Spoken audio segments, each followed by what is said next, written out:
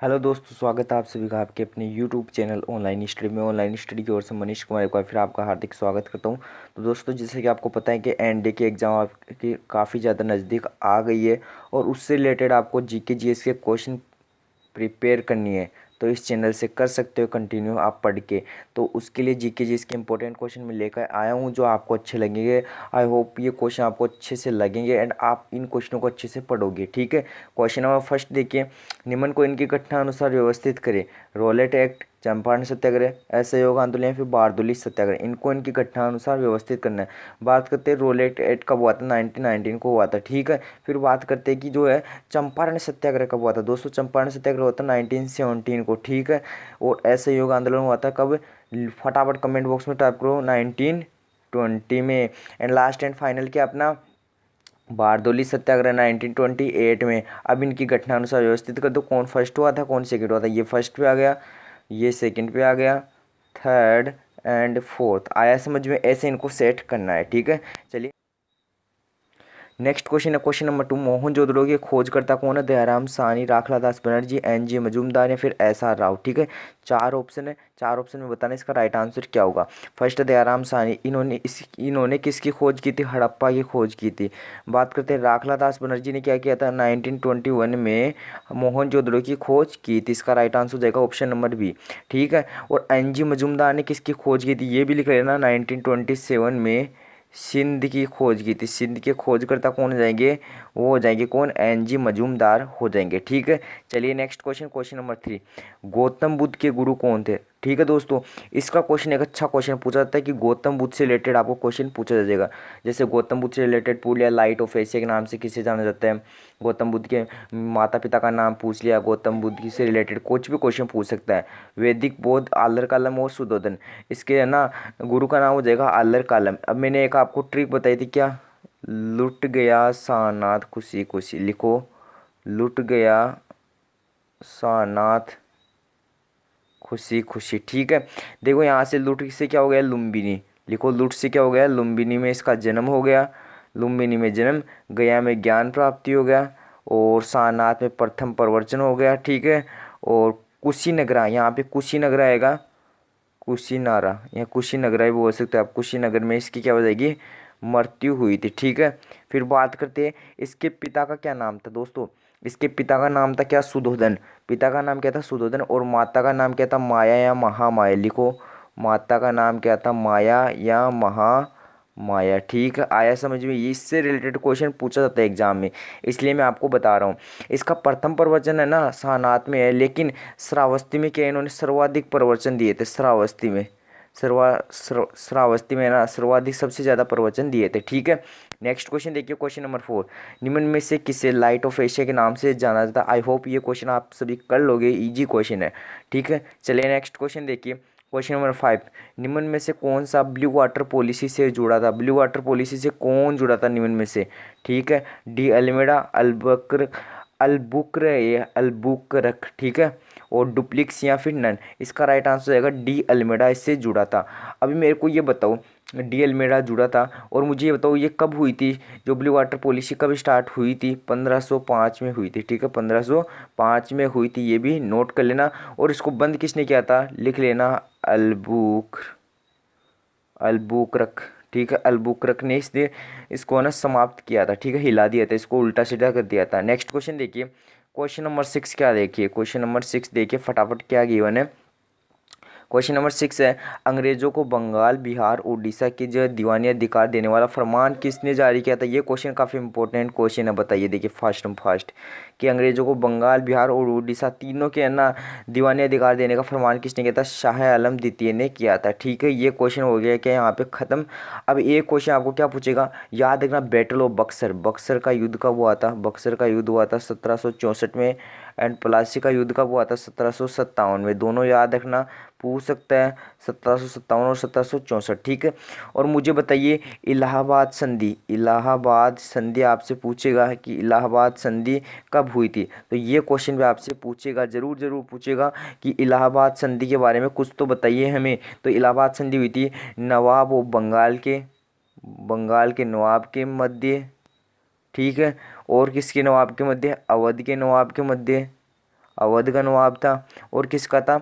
मुगल एम्पीरियर था, मुगल साम्राज्य का नवाब था, मान लो इसे मुगल एम्पीरियर। ठीक है, ये मुगल साम्राज्य का नवाब मान लो, मुगल साम्राज्य का राजा मान लो, जो भी है। ठीक है, चलिए लिख लीजिए कौन कौन क्या क्या थे। बंगाल का नवाब कौन था? लिखो, मीर कासिम। कौन था? मीर कासिम। ठीक है, मीर कासिम, मीर कासिम के काल में हुआ था। और अवध की बात करें तो दोस्तों अवध का लिखना सुजाउदौला। कौन? सुजाउदौला। लिखो अच्छे से, लिखो अच्छे से, अच्छे से लिखो। कौन? मैं लिख देता हूँ जगह देख के, हाँ यहाँ पे लिख देता हूँ, सुजाउदौला, सुजाउदौला।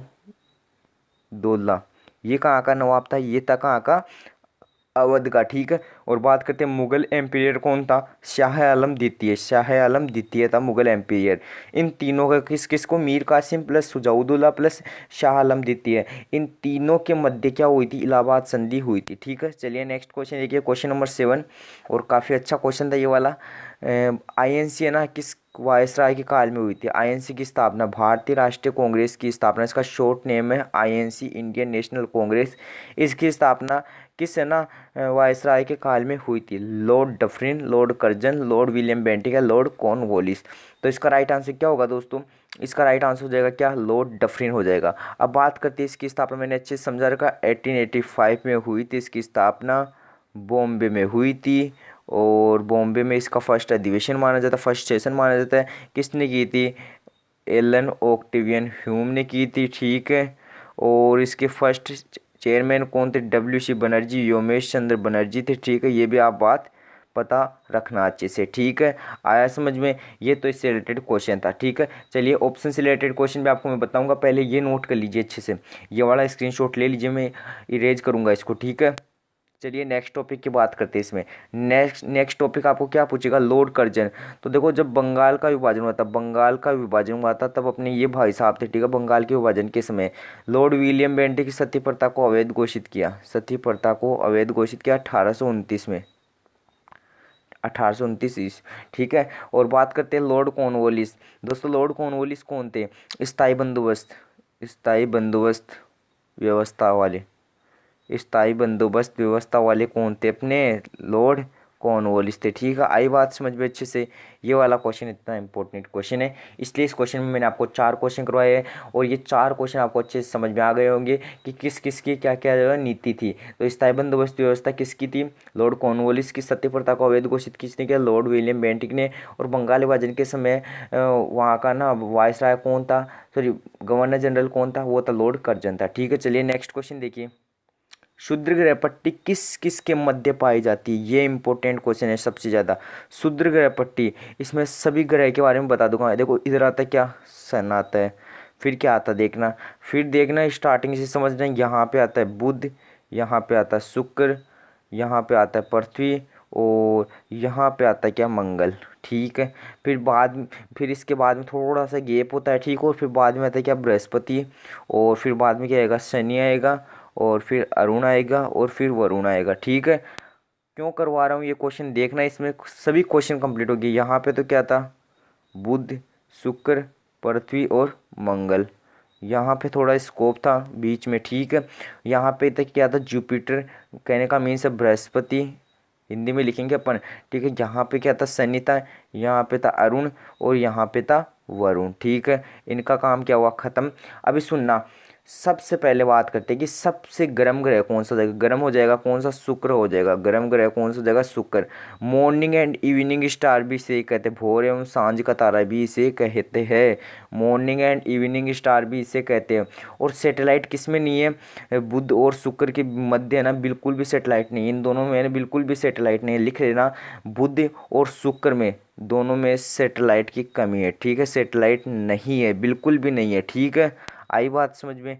ये क्वेश्चन भी पूछा जाता है आपसे। ठीक है, और मुझे बताओ इंटरनल प्लेनेट, ये चारों जो प्लेनेट हैं, ये चारों जो प्लेनेट हैं यहाँ वाले, इनको क्या बोलेंगे? लिख लेना अच्छे से, इनको बोलेंगे क्या? Internal planet. मैं लिख देता हूँ। ठीक है, यहाँ पे लिख देता हूँ, जगह ही नहीं है इतनी। चलो मैं इरेज करके और फिर लिखता हूँ। ठीक है, इरेज करके लिख देता हूँ, आप थोड़ा ध्यान रखिएगा अच्छे से, फिर से रिवाइज कर लेना बैक करके। तो इन जो चारों को है क्या कहते हैं? इंटरनल प्लेनेट कहते हैं, इंटरनल प्लेनेट कहते हैं। ठीक है, इंटरनल प्लेनेट कहते हैं, ठीक है। और बात करते हैं आगे वालों की, इन चारों को क्या कहते हैं दोस्तों, इनको कहते हैं क्या, आउटपुट प्लेनेट। क्या कहते हैं, आउटपुट प्लेनेट कहते हैं, ठीक है। तो ये बात इनकी पता रखना।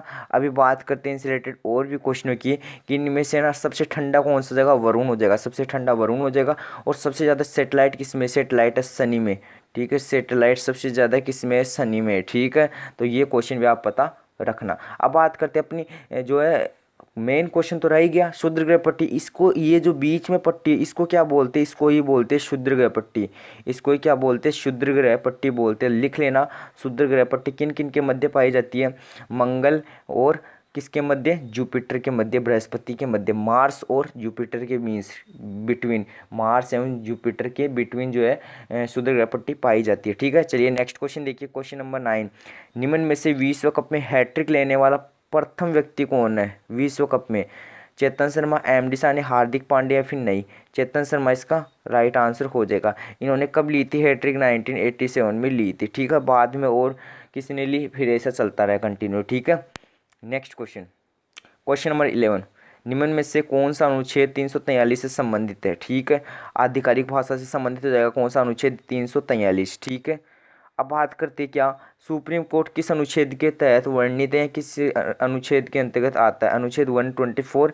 नेशनल इमरजेंसी, इमरजेंसी 3 टाइप्स की होती है, नेशनल, स्टेट और फाइनेंशियल, ठीक है। तो 352 में आती है नेशनल, फिर आती है 356, फिर 360। चुनाव आयुक्त की बात करें तो चुनाव आयुक्त किस में आता है, 324 आर्टिकल में आता है, 324 आर्टिकल में आता है। नेक्स्ट क्वेश्चन देखिए, यूएनओ में निकायों की संख्या, बात करते हैं यहाँ पे यूएनओ की स्थापना कब हुई थी और यूएनओ का हेडक्वार्टर कहाँ पे, यूएनओ में निकायों की संख्या कितनी हो जाएगी। यूएनओ की स्थापना होती है 1945 और निकाय इसमें 6 है और इसका हेडक्वार्टर कहाँ हो जाएगा, न्यूयॉर्क अमेरिका हो जाएगा, न्यूयॉर्क अमेरिका हो जाएगा, ठीक है। बात करते हैं संविधान सभा में उद्देश्य प्रस्ताव कब हुआ, किसने पेश किया था, लिख लेना अच्छे से, अपने जवाहरलाल नेहरू जी ने किया था, ठीक है। जवाहरलाल नेहरू जी ने किया था, कब किया था, लिख लेना, कब किया था अच्छे से, 13 दिसंबर 1946 को, लिखो 13 दिसंबर 1946 को। और ये पारित कब हुआ था, ये भी लिख लेना, ये पारित कब हुआ था दोस्तों, ये पारित हुआ था कब, 22 जनवरी 1947 को, 22 जनवरी 1947 को जो है पारित हुआ था। चलिए नेक्स्ट क्वेश्चन पे बढ़ते फटाफट। Prime meridian, prime meridian timeline को किस नाम से जाना जाता है, प्राइम मेरिडियन, देखो टाइमलाइन को किस नाम से जाना जाता है, तो है ना इसको नाम से जाना जाता है ग्रीनविच मेरिडियन, ग्रीनविच, लिखो Greenwich meridian, Greenwich meridian, Greenwich meridian के नाम से जाना जाता है। कौन से ग्रीनविच मेरिडियन, देखो ये हो गई पृथ्वी, ये इसके 2 पार्ट्स, ठीक है, ये 0 और यहाँ पे 180 डिग्री। तो इस 0 को किस नाम से जाना जाता है, प्राइम मेरिडियन के नाम से जाना जाता है। एंड 180 डिग्री को किस नाम से जाना जाता है, वो भी अभी मैं बता रहा हूँ, वो भी लिख लेना। एंड 180 डिग्री को किस नाम से जाना जाता है, अभी बताता हूँ, देखो अच्छे से लिखना। 180 डिग्री को नाम से जाना जाता है, किस नाम से, इंटरनेशनल, लिखो इंटरनेशनल क्या, date line, international date line के नाम से जाना जाता है 180 डिग्री को इंटरनेशनल डेट लाइन के नाम से जाना जाता है, अंतर्राष्ट्रीय तिथि रेखा के नाम से जाना जाता है, ठीक है। फिर बात करते हैं पीछे हटने वाला मानसून कब और किस किस राज्य में आता है, ये तमिलनाडु में आता है, ठीक है। और कब आता है, अक्टूबर टू नवंबर में आता है, अक्टूबर टू नवंबर में आता है, बट अक्टूबर इसकी है ना एग्जिट लोकेशन मानी जाती है, एग्जिट टाइम माना जाता है। नेक्स्ट क्वेश्चन देखिए, गोपी मरुस्थल, ये गोपी नहीं है, गोबी मरुस्थल आएगा यहाँ पे, गोबी, ठीक है, गोबी मरुस्थल कर लेना। और गोबी मरुस्थल कहाँ स्थित हो जाएगा, ये हो जाएगा मंगोलिया और चाइना की सीमा पर स्थित हो जाएगा। नेक्स्ट क्वेश्चन देखिए, ज्वालामुखी के मुख को किस नाम से जाना जाता है, ये ज्वालामुखी है। और यहाँ वाला जो मुख, इसको किस नाम से जाना जाता है, इसको नाम से जाना जाता है क्रेटर के नाम से जाना जाता है, ठीक है, क्रेटर के नाम से जाना जाता है। अच्छे से पता रखना, ये काफ़ी इंपॉर्टेंट क्वेश्चन और काफ़ी मोस्ट इंपॉर्टेंट क्वेश्चन ये वाला। अभी बोलोगे सर आप तो सारे क्वेश्चन इंपॉर्टेंट बोल रहे हो, अरे तो जितने हैं उतने मैं बताने की कोशिश कर रहा हूँ, ठीक है। चलिए नेक्स्ट क्वेश्चन क्या है, 1975 से 1977 तक, 1975 से 1977 के बीच इमरजेंसी के दौरान भारत के प्रधानमंत्री कौन थे, तो कौन हो जाएगी, मिसिज इंदिरा गांधी, मिसिज इंदिरा गांधी जी, ठीक है, इंदिरा गांधी जी हो जाएगी क्या उस टाइम पे अपनी जो है प्राइम मिनिस्टर हो जाएगी 1975 से 1977 के दौरान, ठीक है। और ये भी इम्पोर्टेंट क्वेश्चन और काफ़ी ज़्यादा इजी क्वेश्चन था, ठीक है। चलिए और क्वेश्चन भी बताऊंगा इससे रिलेटेड, लेकिन ये क्वेश्चन है ना अच्छा क्वेश्चन, इसको अच्छे से नोट कीजिए। और साथ ही साथ मुझे ये भी बताइए जो इमरजेंसी है वो किस किस अनुच्छेद से वर्णित है, अनुच्छेद 352, 356 और 360। इसमें आती क्या, इसमें आती है नेशनल इमरजेंसी, इसमें स्टेट है, इसमें फाइनेंशियल इमरजेंसी आती है, ठीक है। नेक्स्ट क्वेश्चन, पृथ्वी की सतह पर वह काल्पनिक रेखा जो 180 डिग्री का बारीकी से अनुसरण करती है उसको क्या कहते हैं? अरे अभी तो बताया था, international date line. International date line को ही तो बोलते हैं, लिख लो फिर से, international date line, international date line इसी को तो बोलते हैं। तो ये आपने हो गए थे क्या क्वेश्चन खत्म, और आज के लिए इतने ही क्वेश्चन में लेके आया हूँ, इसे लाता रहूँगा, लास्ट में मैराथन लगवा देंगे, आपकी क्या दिक्कत है। तो क्वेश्चन है बारीकी से समझा करो, और आज के क्वेश्चन अच्छे लगे हो तो वीडियो को लाइक करना, मैंने बीच में कहीं पर भी नहीं बोला, लास्ट में बोल रहा हूँ। और चैनल पर नहीं हो तो चैनल को सब्सक्राइब कर देना। Thank you and thanks for watching my video.